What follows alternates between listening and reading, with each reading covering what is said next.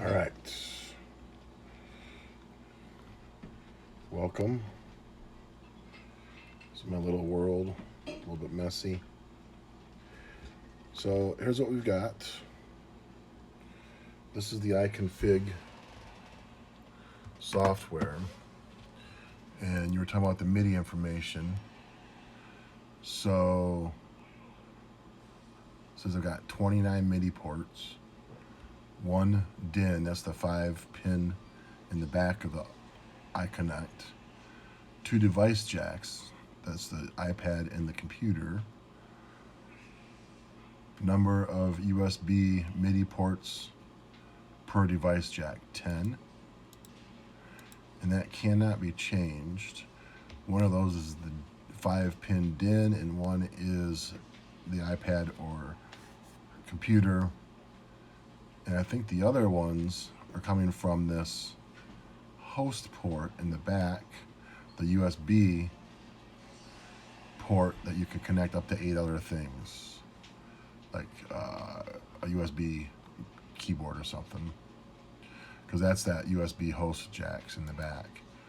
So you've got one DIN, 2 USB, and one for that hub. And you can see, like, I've got a hub here, which actually is not even connected right now to the iConnect, but that's another story. I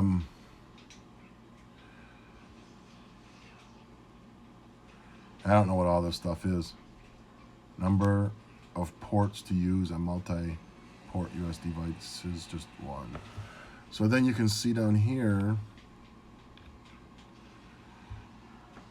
there's the DIN. I have it called my Roland FX8. Here is US device jack number 1. And you can see I can rename that. But again, I think that only applies to the device that's hooked up to a powered USB hub in the back. And I could rename this. I think that's my iPad is device number 2. And then here's jack number 2, iOS. See, it's called Paul B. I don't know what it's called, Paul B, whatever. And then there's the port that's running stuff from the computer back. There's the DIN, and there's the 8 other channels. And this is the 8 ports coming that you could have coming from the powered USB hub. And I'm not sure what that reserved. But again, you could name, like if you've got 8 keyboards hooked up, you can name them all if they're plugged into that powered USB hub in the back. All right, and then let's see if I switch over to Logic. Here in Logic, I've got an audio port or an audio track, and down here I changed that. You can see all the different ports that's coming in. For some reason it looks like it's got set up as a mono track, whatever. You could change that, but you just tell it which port to listen to, and there's all sorts of different ways to route those things. This is coming from my iPad right now, so I've got my little Novation launch key hooked up, and that's coming in as let's see, is that audio? It looks like it's audio, isn't it? Let's see what it records as. No, I set that as MIDI, as a MIDI track, so I don't know why there's a speaker there. This is a track in Logic, which again I can play from my device that is actually hooked up into my hub there. All right, so if I go back up here and we look and we see the port that's coming in on, it just says USB 2, because coming from the iPad there's only one port that has 16 channels. Coming from the 5-pin DIN, there's only one port, and then you have 8 ports from the powered USB plug in, or from the powered USB hub, kind of like what I've got right there, if you had that plugged into the back of the iConnect. So yeah, you only see one, and it's only labeled USB or whatever. Let's see if I can get this to switch. Where's my iConfig?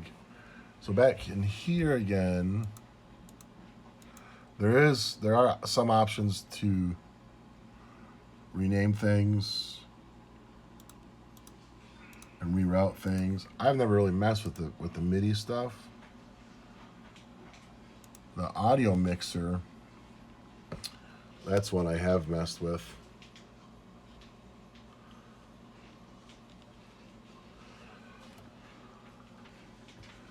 There's the mix going to the computer. There's the mix going to the iPad. You've got, of course, the 2 outputs, 1 and 2, and you got 2 more of the 3 and 4s, and then you've got the analog, the headphone jack, and you can change. Like let's see, right now I think the mix.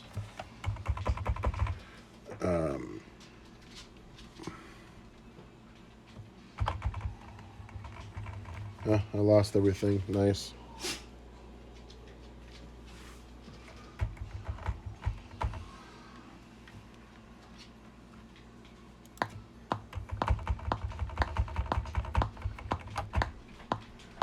See, I don't know, there's some weird things going on.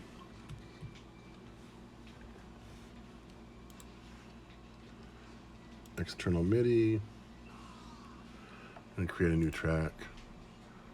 Coming from there, I'm just gonna say all, I think. All right, now I'm back on. I don't know, I was doing some weird things there, Dave. Still is, obviously. So let me go back to my iConfig. So you can see I've got audio coming in there on the 3 and 4 line outs.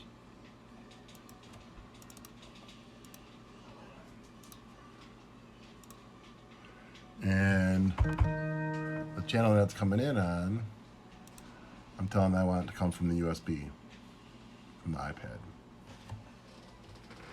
And there's all this, the audio patch-based stuff.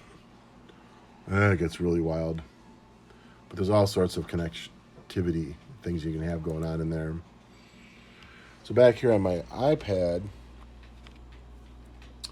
if I can get my gimbal to flip around. Sorry for all the fingerprints.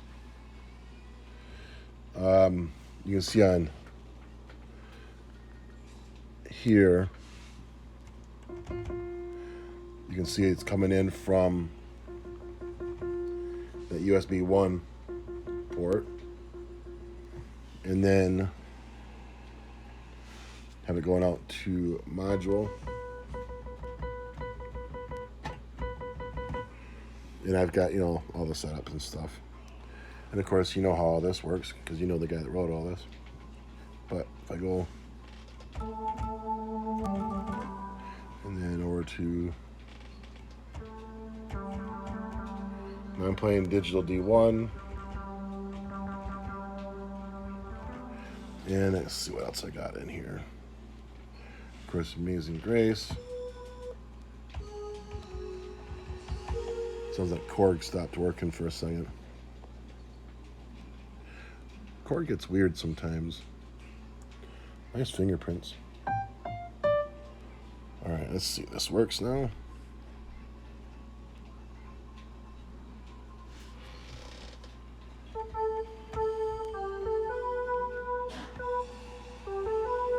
Yep, so that's going out to both of them now.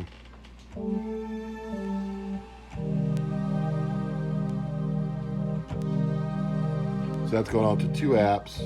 I've got them set up through KeyStage. One to go to Korg module, and one to go to Digital D1. And then in here, everything's coming into 1 channel going out to the headphones and to the both analog outs. You can see that on the right hand side. So there's analog 1, 2, 3, and 4 in my headphones. So then going out, my headphone jack is what's going out to the speakers right now. If I go back to Logic, it's all coming into that one. And of course, depending on how you set up the MIDI stuff, this is set up just to be on channel 1, which KeyStage then is taking care of on the other end of things. So then if I hit record,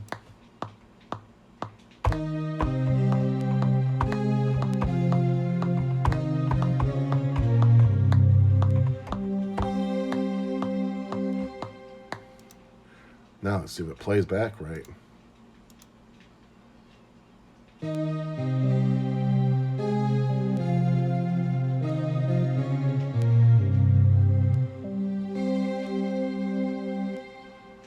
Oops, those are not lined up.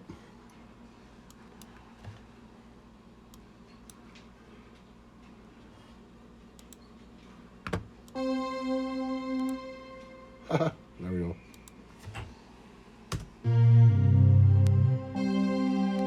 Yeah, you know they're lined up. All right, there you go. Hope that helps.